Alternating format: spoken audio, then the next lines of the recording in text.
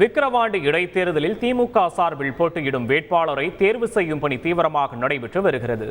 விழுப்புரம் மாவட்டம் விக்கிரவாண்டி திமுக சட்டமன்ற உறுப்பினர் புகழேந்தி கடந்த ஏப்ரல் 6ஆம் தேதி உடல்நலக்குறைவால் காலமானதை அடுத்து அத்தொகுதிக்கு இந்திய தேர்தல் ஆணையம் இடைத்தேர்தலை அறிவித்துள்ளது.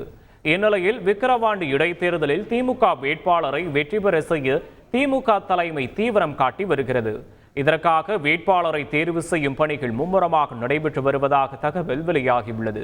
திமுகவின் வேட்பாளர் தேர்வு பட்டியலில் விழுப்புரம் மாவட்ட ஊராட்சி குழு பெருந்தலைவராக உள்ள ஜெயச்சந்திரன், திமுக விவசாய தொழிலாளர் அணி செயலாளர் அன்னியு சிவா ஆகியோரது பெயர்கள் அதிகம் பேசப்படுகிறது.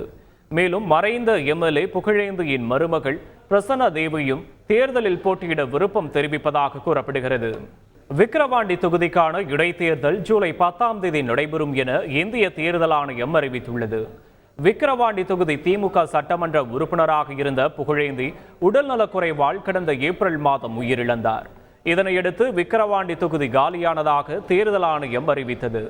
இந்நிலையில் விக்கிரவாண்டி தொகுதிக்கான இடைத்தேர்தல் ஜூலை 10ஆம் தேதி நடைபெறும் என இந்திய தேர்தல் ஆணையம் அறிவித்துள்ளது.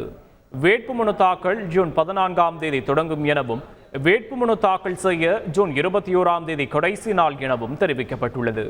வேட்புமனுக்கள் மீதான பரிசீலனை ஜூன் 24ஆம் தேதி நடைபெறும் என்றும் ஜூன் 26ஆம் தேதி வேட்புமனுக்களை திரும்ப பெறுவதற்கான கடைசி நாள் எனவும் தெரிவிக்கப்பட்டுள்ளது.